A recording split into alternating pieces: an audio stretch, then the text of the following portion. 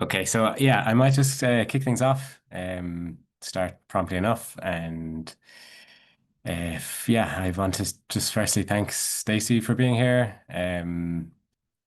Yeah, Stacey, I'll just introduce her briefly, and just give some context for this session. So, uh, I think many within CERN will have heard of community wealth building or will have had an interest in it, but I don't think during Liviana, there's ever been a space to sort of focus in on it and discuss it. So it's really great, I think, that we have Stacey here with some first-hand experience and also Pete North to relate to those experiences from an English context. And then my hope is that we can just open out the conversation for any questions for anyone who's attending. And yeah, I think maybe we'll aim for the hour, a session of an hour, about an hour long. Um, there was lots of interest from Australia, people with experience within CERN who've worked on community wealth building in Australia, but unfortunately the time zone doesn't really match up very well. So the session's being recorded and then they can catch up on it later as well. So yeah, for those who are here, thanks for joining us. So yeah, Stacey, I'll just quickly introduce you. So Stacey is an associate professor in the Department of Urban Planning and Policy.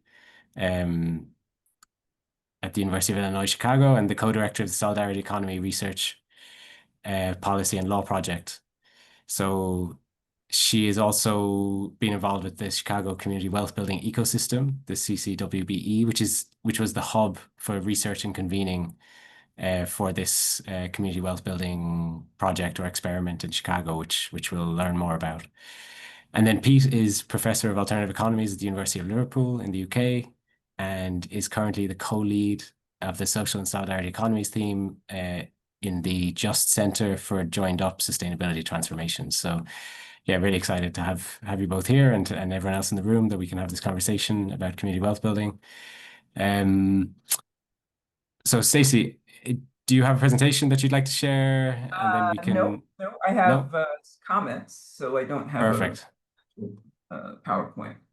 Okay, perfect. So yeah, if you'd like to sort of introduce your work and who you are and what's been happening in Chicago, and then yeah, also the political context of what's going on in Chicago and where your work is being focused. Because I know when I emailed you to remind you about the session, obviously things have moved on a lot, and your focus has maybe had to be taken elsewhere. So I think that's relevant to thinking about community economies and sort of power and what we can achieve. So anyway, I'll leave you to make some comments and we'll take it from there. Thanks.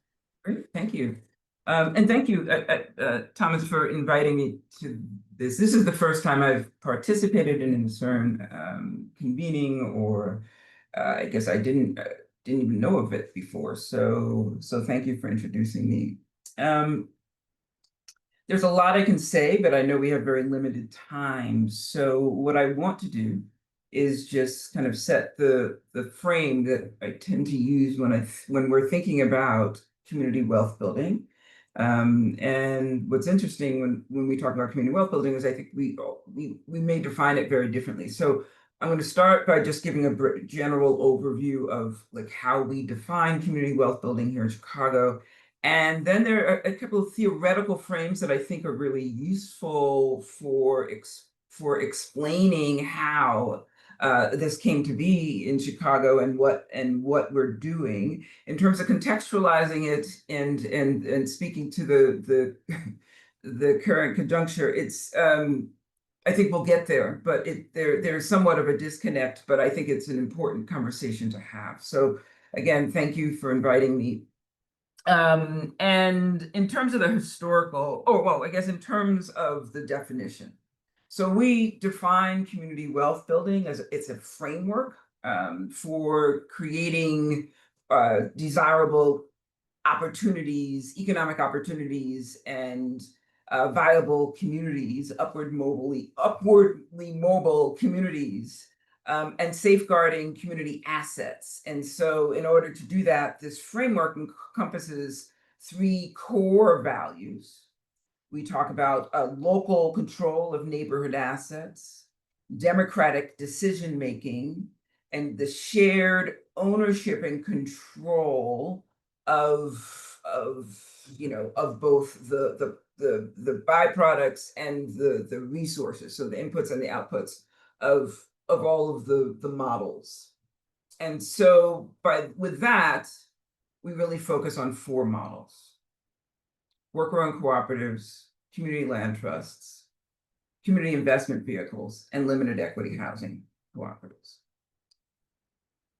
But in order to take a step back and really explain how we got here, because I really think that's the really interesting story, I tend to use 2 frameworks. The first is a frameworks for urban governance. The first is kind of the inside-outside strategy that I would say this is very much a prototype for that. The other is a kind of research around policy mobilities, right, which is slightly different than the policy transfers, but policy mobilities allows us to think about how the assemblage of both tools and ideas that came together for this initiative. Okay, so in terms of the initiative, so what we're talking about is the Chicago Community Wealth Building Initiative that began in 2021 in Chicago in terms of its full implementation. But the planning for that began in 2019 inside city government, but outside, in terms of what was happening in communities across Chicago, that had been going on for years. I mean, where to start? The genesis of the activism and organizing around economic democracy goes back many years. Even it predates my arrival in Chicago for sure. And my arrival was 2015. I came from New York, where I was doing a lot of the same work, but at Columbia University. And so when I arrived in 2015, there was already kind of a groundswell of people and worker centers and worker cooperatives that were really trying to push city government, state government, and county government to recognize worker ownership as a component of equitable economic development. And so in 2017, a coalition, we were able to move the county to at least recognize worker cooperatives through a resolution. In 2019, a larger coalition was able to push state government. So Governor Pritzker enacted legislation that, again, recognizes worker cooperatives as a legal entity, right? So, but Chicago still had done nothing, essentially. So it wasn't a hostile environment, but inside City Hall, there was no recognition of worker cooperatives, although they were operating within the city. 2019 is when things started to evolve. I mean, I think there were a confluence of factors. One, we had a new mayor, Lori Lightfoot. And Lori Lightfoot implemented a new city agency, I would say, within the mayor's office, the Office of Equity and Racial Justice. And through that, she used that as a platform for a lot of the neighborhood initiatives, and was really trying to come up with a big idea. Many of us in community, in terms of the outside, and I very much align with the kind of more of the grassroots movements that were doing this work, because at the time that's where I was situated. We had been trying to get into the mayor's office to really do this kind of advocacy and encourage the mayor to adopt legislation. So when Ram left and Lori entered as the new mayor, there was an opportunity. At that same time, there was a new set of actors that came into City Hall. One particularly, her name is Neka Owens-Oriki, who was working in the mayor's office as a fellow, but she came from Minneapolis and other places and had a really strong sensibility toward cooperatives. Right. And this is important because when we talk about this inside out outside game, as well as the policy or policy mobilities, the question of how did this emerge? And while we reference other places that have community wealth building, it surely is not that we adopted the model from other places, but it moved to Chicago. Elements of it moved to Chicago. So NECA was instrumental in her positionality within the mayor's office, at least advocating for cooperatives. In terms of the advocacy outside, pushing against local state, we were also doing that. But then there was an article that I wrote that I surely didn't realize would be significant. I just thought it was an interesting piece. It's called Cooperative Cities, in which I looked at 12 cities that had enacted, created enabling environments for worker cooperatives, right? And in 2019, it came out around 2019. And it was just at that point when both NECA and others within the city were curious as to why Chicago wasn't one of those cities. And so I could say it kind of empirically with the support of the kind of the community, the advocacy groups, that Chicago's just not doing anything. And so that spurred a larger conversation. And from there, NECA was given the power to organize a steering committee. And it was that steering committee of 30 organizations or representatives of different organizations, of researchers, of worker cooperatives, of housing cooperatives, and so forth. We came together to start to think about what this could look like in Chicago. We looked to New York as a model. The Democracy Collaborative joined as an outside consultant to help us think about this framing. But one thing we were very clear about was that it had to be the Chicago way. We couldn't just adopt what Democracy Collaborative was suggesting, or what New York was doing, or any of the other cities that are looking at. So this steering committee started to develop a framework. And I say that with ease. However, there was a lot of discontent among the steering committee. And I think a lot of it was because there was just not enough familiarity of what is worker cooperatives, what is economic democracy, how will this support low-income Black and Brown communities on Chicago's South and West Side. And a lot of the pushback came from the conventional community development corporation, the leaders of CDCs, and they pushed back because they were advocating for more support for Black and Latinx small businesses. And obviously, we would say, surely they need that support. However, this initiative could be something far beyond that. And again, at that moment, we had no resources. This was purely ideation. And so that was, 2019, 2020, the pandemic hit. And we continued these conversations. We met monthly.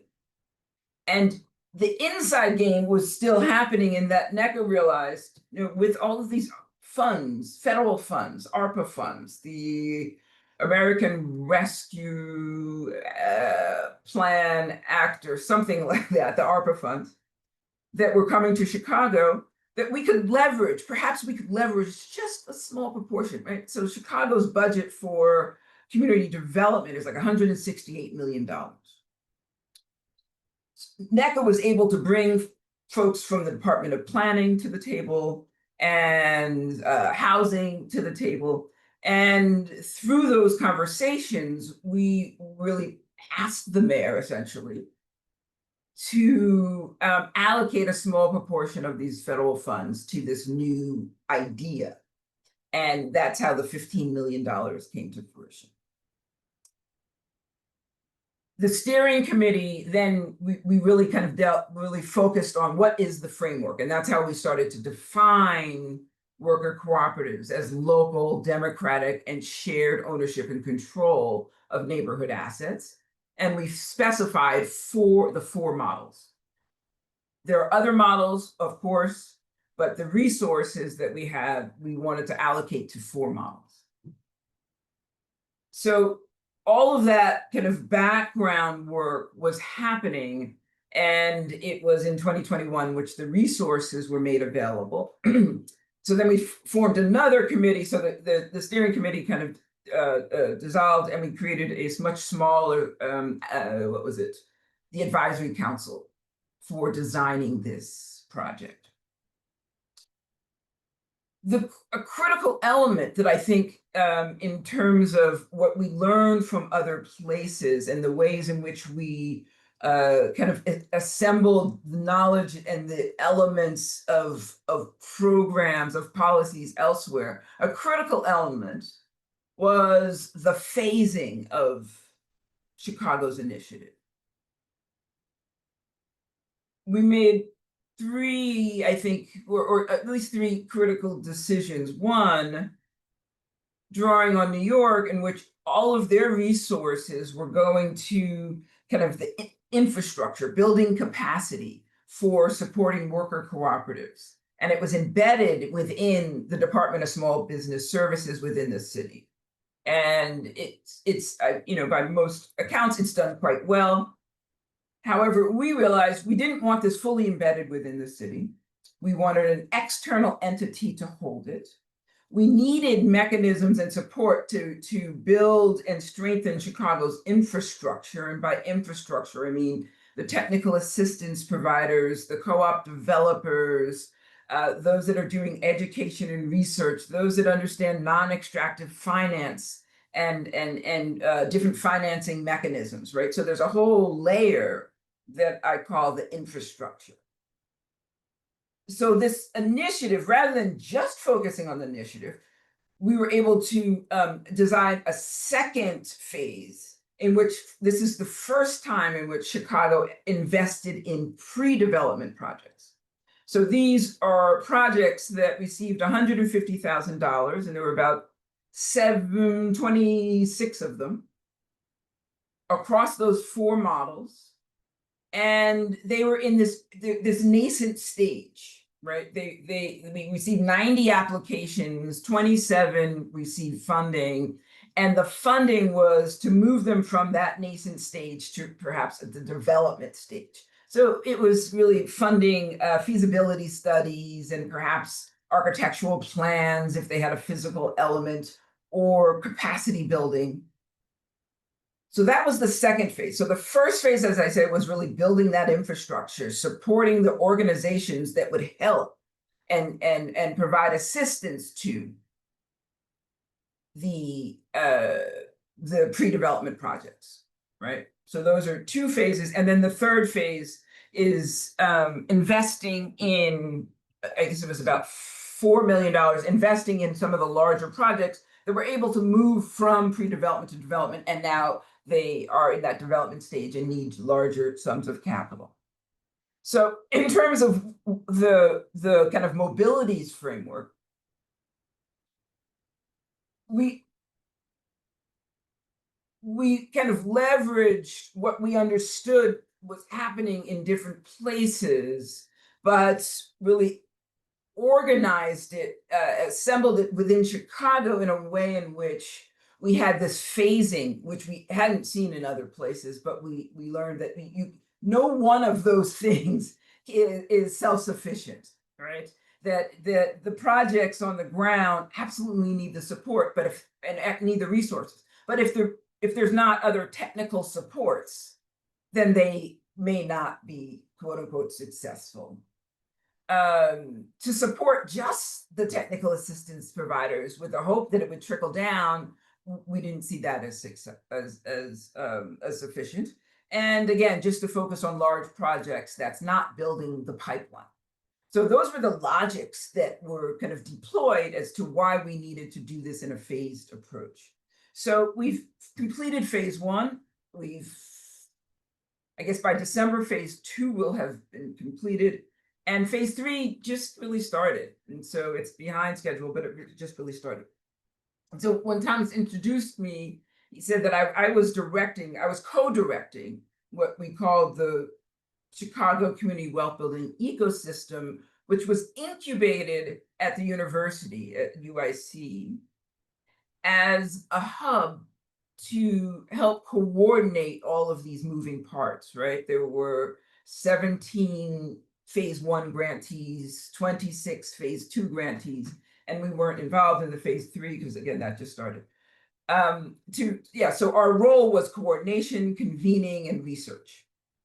And very early, we realized this would be an incubation. We didn't know how long, but my colleague Renee Hatcher, who's a professor in the law school, she and I kind of organized this with the hope that it would be transferred to community.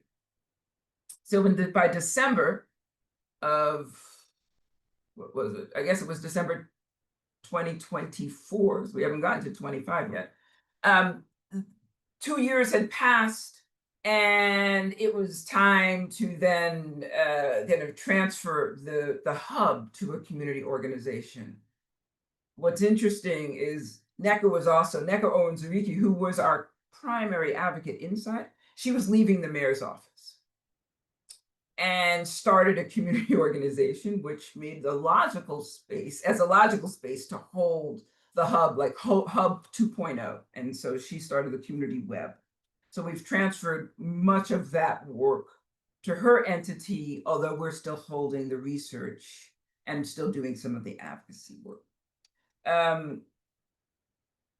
We have this very long report that, again, it should be out this week. I keep saying that every week I speak on it. I said, so it's this week. That really documents both the process, but also a number of the learnings from this initiative. And, I hope we can talk more about it. I mean, it's Tom can speak to its robustness as a document, right? But I guess the two things that I would say in terms of lessons, I guess, have to do with the importance of the network. And I know that might seem either trite or, just understood. Of course, we need networks. Networks are important. This is a network, right? We transfer both knowledge and skills and capacities through these networks. But when we're talking about something like community wealth building, which is not necessarily legible to a lot of community members, the degree to which we are able to disrupt the silos. Some people might be clear about worker cooperatives, but of the housing cooperatives, but they really aren't familiar with worker cooperatives.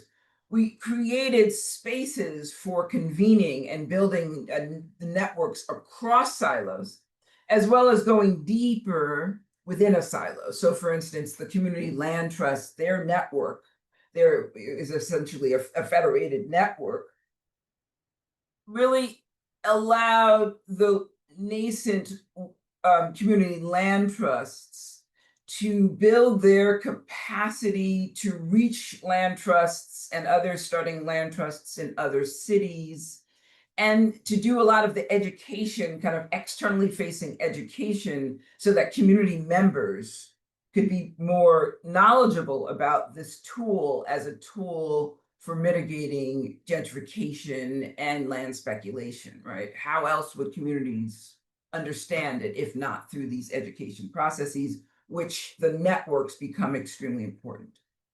And the other thing that I will say before I just stop, because I really like to start a conversation,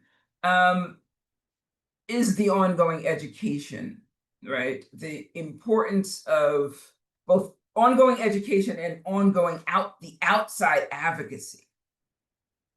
I think one thing I would say we didn't do particularly well was once I started with Renee, like the hub, and it just took a lot to get that off the ground.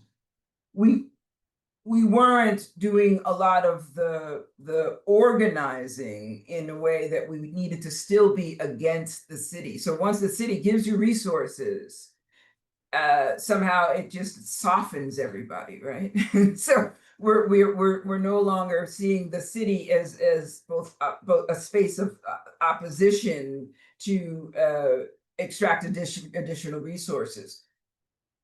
That was partly our fault, but also we thought with the new administration, so this was, by the time this was all implemented, Lori Lightfoot was on her way out, and we had a new mayor,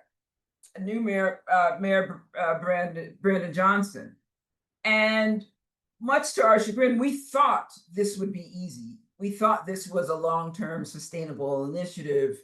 If Lori remained, she would sustain it. And Brandon, absolutely, he comes from movements. Well, he comes from labor, but he comes from different movements.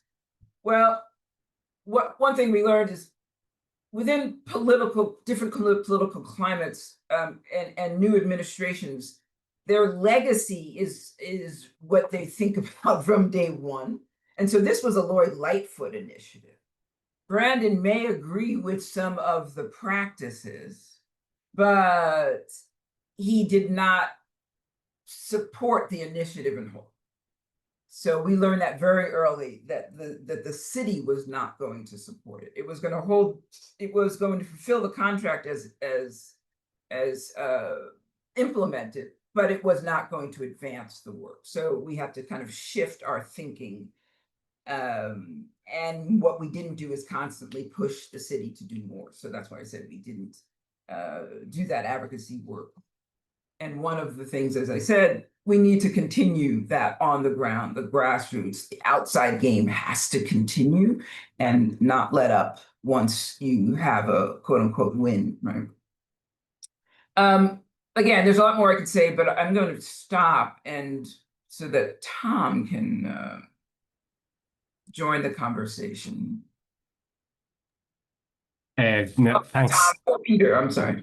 Yeah, no, that's perfect. Thanks, Stacey. That's really, you've given us a really thorough and clear and wonderful introduction to the process up to now and some of the work that was done. So I will pass to Pete, see if Pete has reflections on that or if Pete wants to bring in other experiences as well. And then I have questions as well, and I'm sure we can just open up the conversation after that. So thanks, Stacey.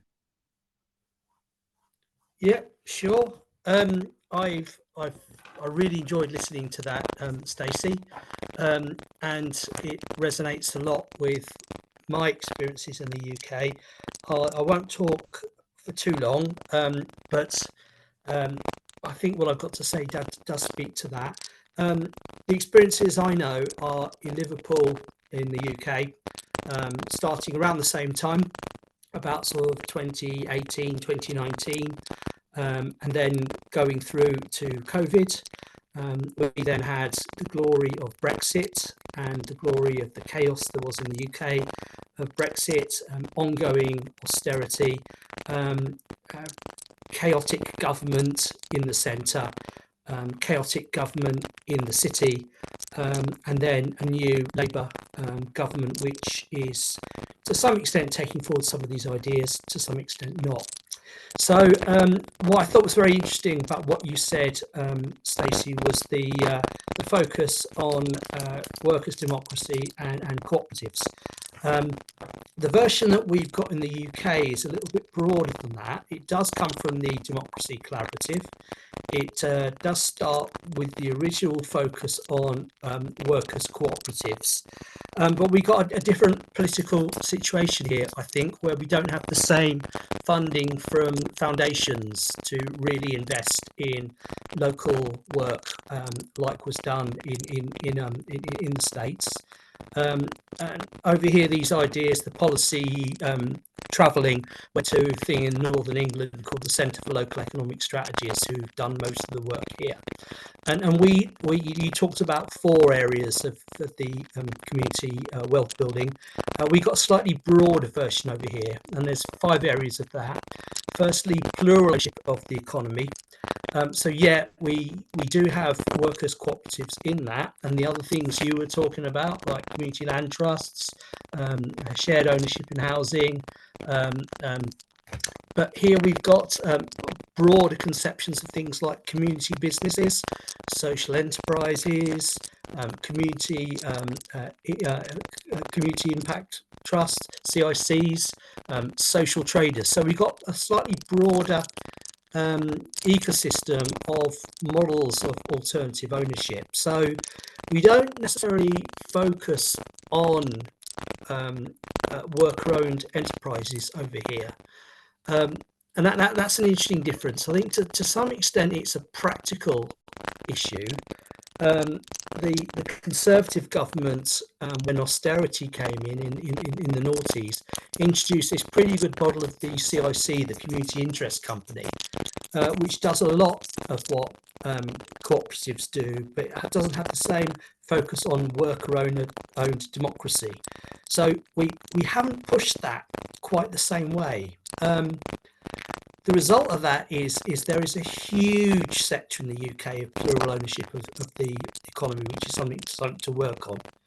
The second thing we got here is making financial power work for local unions. A long history of particularly credit unions here, nothing like as well developed as in the States or in Ireland or Canada or even Poland. But there's interesting work going on at that level. The third version, the third pillar of it over here is fair employment and just labour markets. A lot of work going on at that level all across the north of England. Particularly people are talking now, we've got the Labour government around inclusive growth strategies. The fourth one is progressive procurement of goods and services, working here with the idea of community anchors to make sure that local wealth is going to local businesses, local SMEs. Here, the problem is there isn't the investment going into support for local SMEs, and we're not talking at all about developing local cooperatives to any particular strength. The social enterprise movement in the UK came in pretty quickly with the same pushback that you mentioned, Stacey, in Chicago. Why are you focusing on cooperatives, social enterprises? CICs can do the job just as well. Why focus on cooperatives? There was a wonderful book written a few years ago called How Blair Killed the Cooperatives. And it talks about the whole process of neoliberalisation in the UK, where social enterprise came in as an idea and sort of knocked cooperatives on the head as something with a lot of energy behind it. So we've got that process of neoliberalisation. Anna Dinnerstein would talk about taming. She would talk about translating, turning these eyes into something which is a much more acceptable to the powers that be. That happened very, very strongly. The fourth issue is socially productive use of land and property. So the same with alternative housing. There's a land commission in Merseyside developing community land trusts. There's a big funder called Power to Change in the UK that is spending a lot of money on introducing community-owned businesses, which are particularly bringing property back to use, particularly in rural areas, which have been falling into disrepair.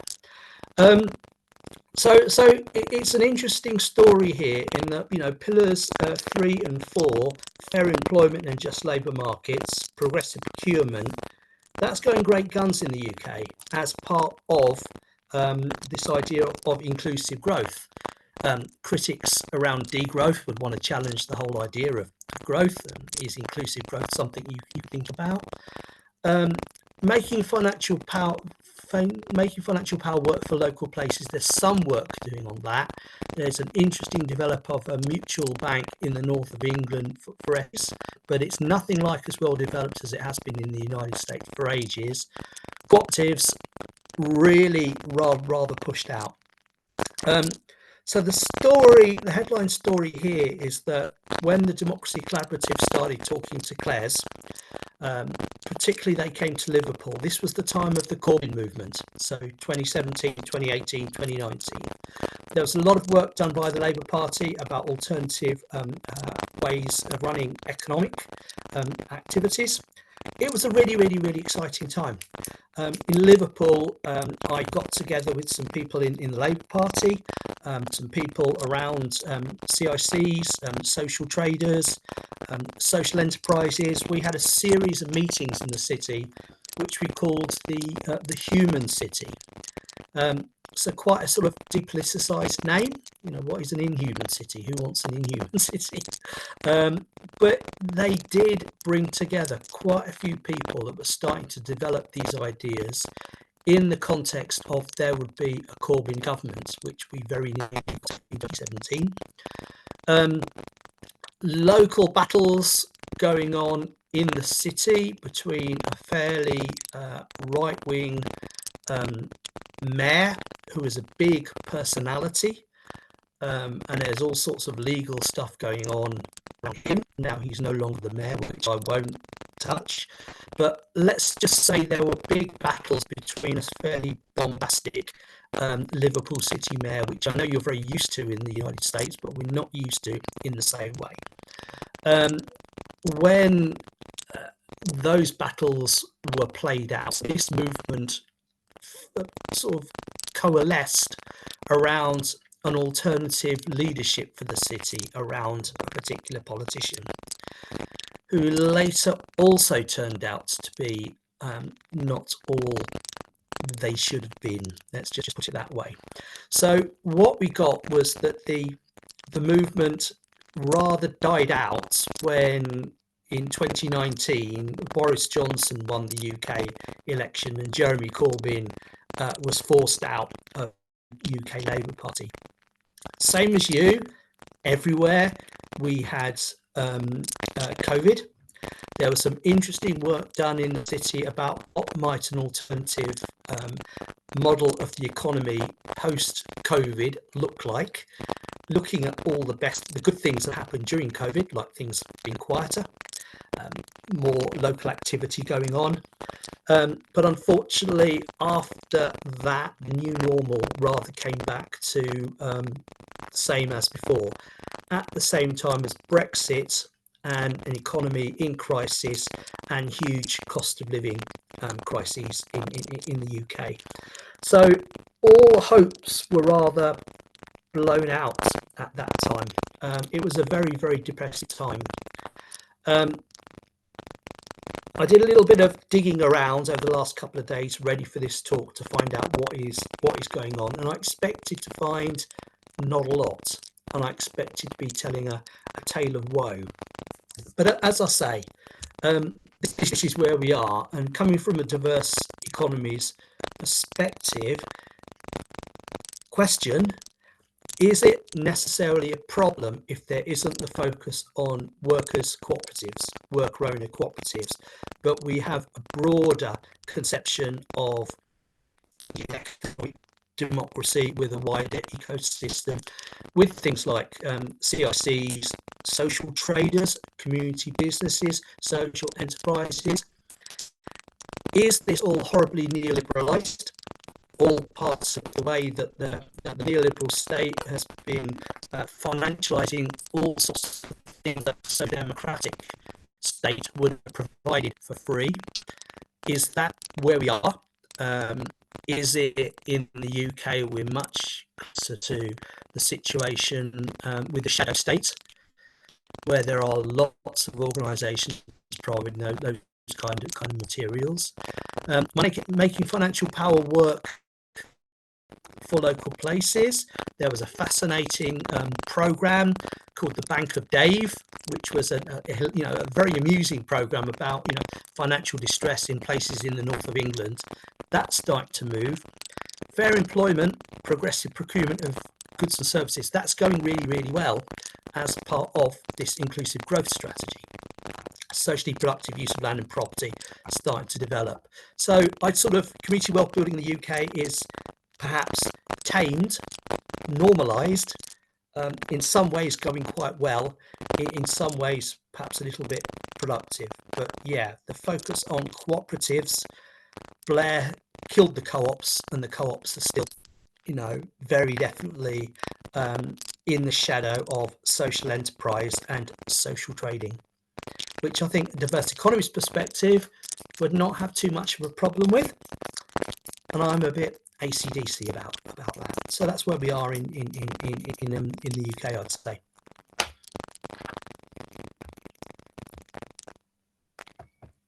Thanks so much, Pete. There is an audio issue a little bit. I don't know if anyone else heard this clicking, but I was able to make out every word you're saying, Pete. Just to be aware, your microphone seems to be sort of giving some sort of feedback or clicking. But yeah, thanks so much.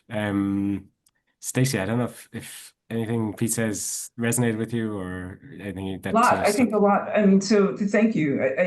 I guess I'm not as up to date on some of the work happening in the UK.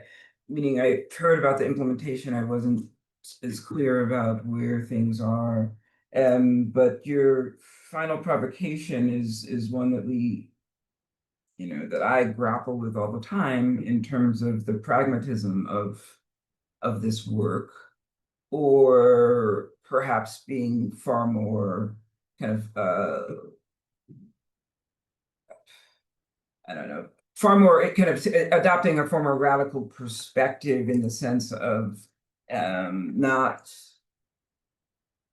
foregoing the explicit attention to worker-owned enterprise.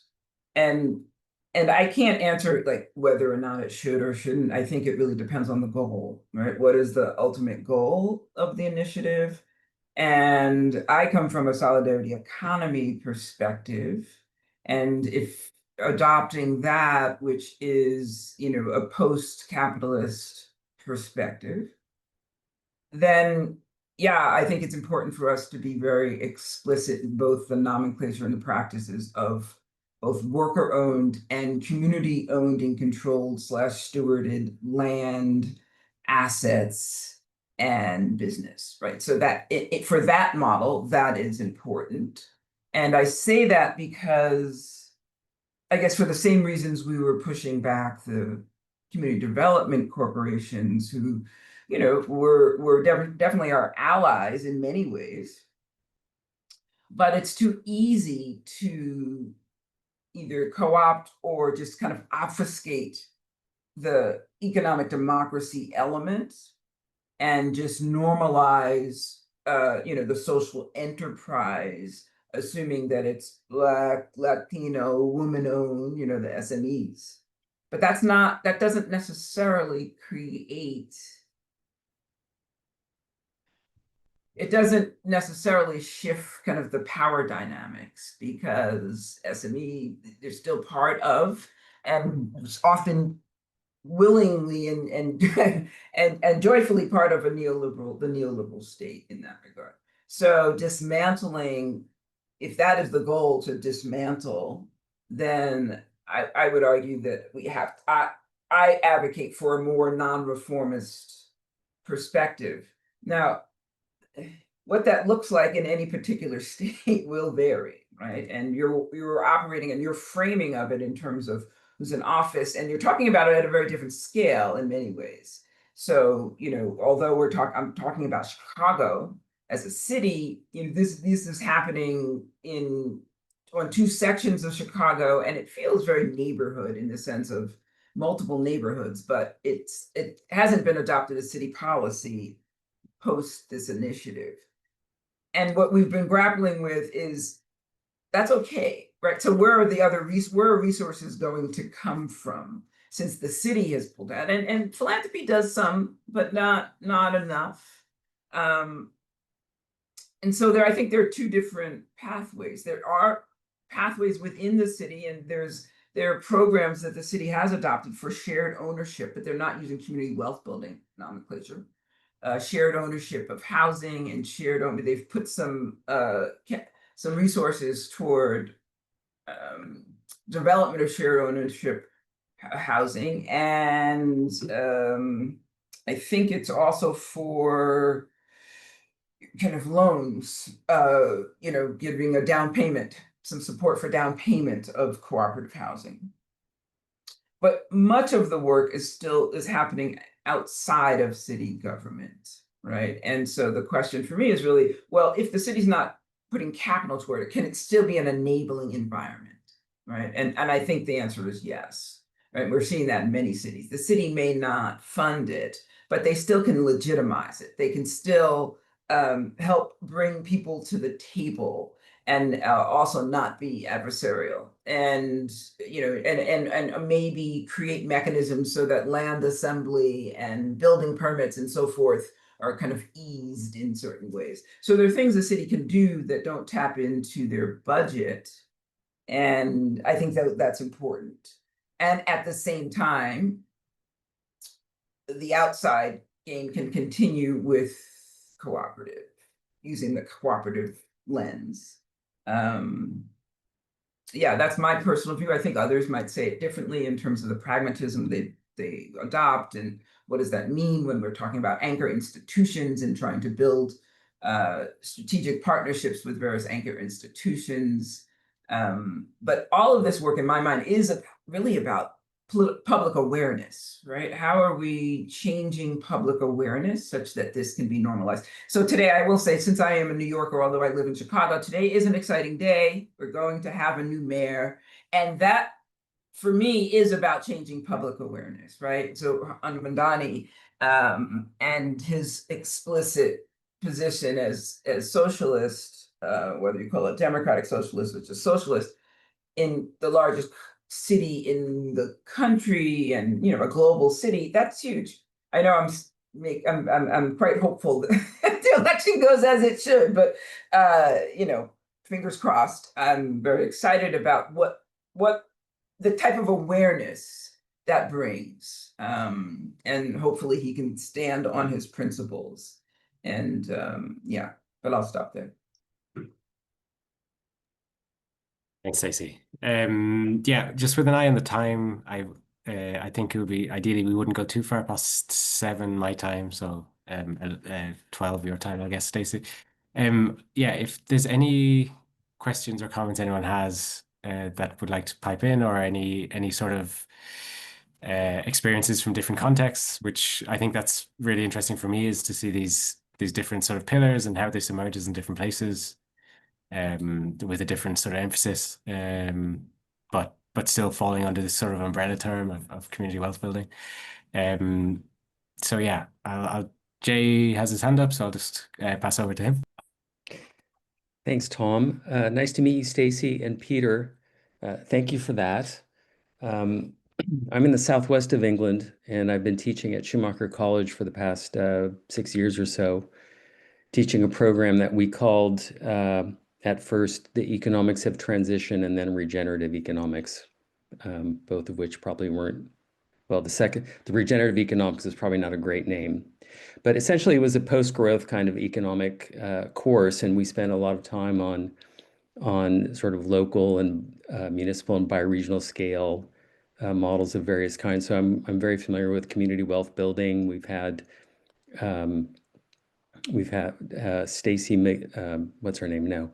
Sarah McKinley. Maybe you are familiar with Sarah, who has been a guest in our program. Very happy to hear you, Peter, reference Anna Dinnerstein. She's has been a guest in our program too. There's so much that I would love to bring in and talk with you guys about. We have a local municipality who has tried to bring in community wealth building in the way that it has been implemented here in this country, which has very much been top down.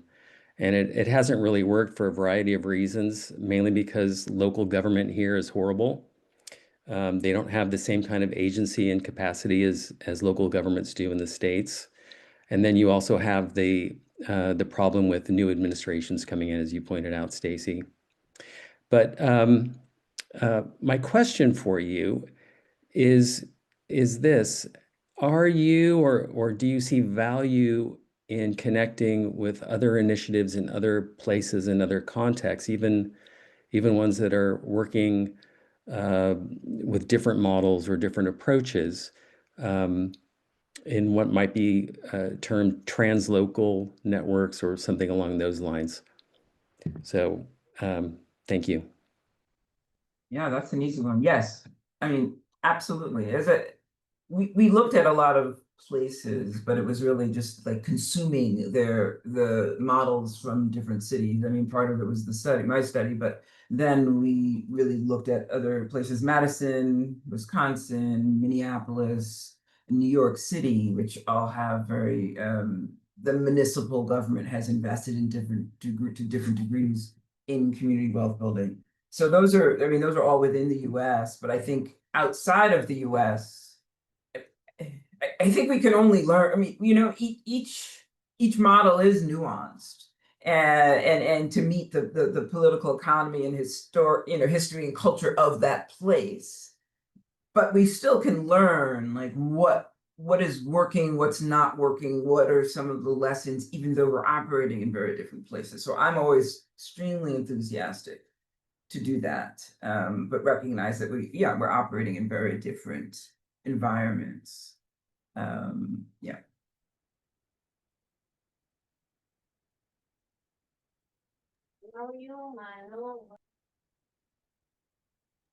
Yeah, so thanks, Jay. Anyone else? Pete? Just quickly, Tom, and you, Jay.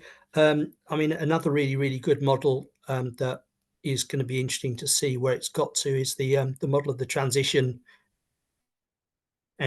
enterprise that comes out of Totnes. And interesting socially and ecologically degrowth focused enterprises out there that I think, you know, perhaps work in some places. And that's another great model. Another great model is the foundation economy model, of course. So if you put all these different ways of looking at things together, I think you can get somewhere, and that's what I hope we're going to be doing through this new Just Centre for joined up sustainability, the anti-capitalist, the transformative side of things, which I fully subscribe to. Can you explain what the foundation economy is? Yeah, it comes out of University of Manchester. It's looking at what people do day to day to get by, sort of linked to literature on social reproduction. So, you know, the idea that you have to bake a loaf of bread every day, you have to clean your house every day, you have to do all sorts of things, where there's lots of work around that, and there's lots of economic wealth which can be thought of in not as pounds, shillings, and pence, and you start to develop those kind of skills. Okay, got it. Thank you. That idea seemed to take off in Liverpool quite well with the cost of living crisis, and people were talking about perhaps cooperatives around home care, that kind of thing. So focusing on, you know, the everyday. Yeah, I think we have something similar within the care economy. Yeah, that is beyond just the social reproduction and the care, you know, at the household level, but I think it extends to some of these other ways of sharing care. Yeah, thank you. Yeah, I just stuck a link in the chat as well to the financial economy collective, or this group that's been pushing that idea. And yeah, I think that's a really good point to link that into the conversation with care economy. I just have a quick question to Stacey around. So you've given us this amazing picture of the historical development and the framework and the bigger picture, but the actual funded projects and moving forward, are there any that particularly excite you that you think have sort of longevity? Any sort of insights into where that money is going now in the next stages, and what gives you hope in that project? Yeah, I mean, I think so. Phase one, as I said, were the technical assistance folks, and so that's done. But the phase two pipeline projects, which there were 26, most of them have moved on in terms of continuing their project. I think there was one or two that realized it wasn't feasible. So what I'm excited about is at least I think there's 6 that received funding in this last phase. So one of the big projects that's very successful in Chicago, and it's become a national model, is Shy Fresh Kitchen, right? It was started by 5 formerly incarcerated Black women during the pandemic. They made food. I mean, it was a food production enterprise, and essentially their customers or clients are large institutions, schools. We have the YMCA. It's like a health facility. And some other large institutions, right? So they make hot meals. That became very successful and profitable, such that they purchased their building. And so now they started in 2020. And so now we're in, was it 2020 or 2022? I don't recall. But now it's very profitable. And they've started a housing cooperative, because not only is it difficult to get employment if you've been justice impacted, it's hard to get housing. So they started a housing cooperative. They've also have brought other people in, and so what's one of the entities that's getting funding is a new cooperative, a new worker cooperative that I believe they are making, and it's a different set of people, but connected. They're making some type of health bar or something, one of those protein bars or something like that. So, I mean, I find that pretty exciting, just because this is really addressing or connecting to both, very marginalized communities that, but for, may not have employment opportunities, right? So these, at least the 5 that started, they're as worker owners, they're making something like $32 an hour, plus other benefits and so forth, right? Which that would not have been available to them if just looking for gainful employment. And there are other projects that I think are kind of successful. There are a number of physical projects in which people are investing in revitalizing commercial corridors that are such that community, they become community-owned commercial spaces. And you're seeing that in different neighborhoods. So those are community investment vehicles. So yeah, I mean, I think it's still early, but the projects that receive that next wave of funding, and so I'm kind of on that advisory council as well, to just looking at some of those, the phase 3 projects. Yeah, I'm excited about all of them, quite honestly. I think, but when I put it in the context of Chicago, there are very few. That's just it. How are we building the pipeline? That is what I think about. How are we, and I think my role is to really push for this certificate program within the university. I already teach a graduate course on the solidarity economy. I teach that this afternoon. But I see we need to do a lot more such that we can normalize this. It's not that I expect my students in urban planning and policy to start co-ops, but when they start to work for the city, or they work for a developer, or they work wherever they're going to work, that community wealth building is familiar. Solidarity economy is familiar to them, and they kind of help to create that enabling environment. So I'm excited that more and more places are doing that. Yeah. Wonderful. Thanks so much. Yeah, I'll leave the space again if Pete wants to pop in, or anyone else, and have any sort of final reflections or questions. Please feel free.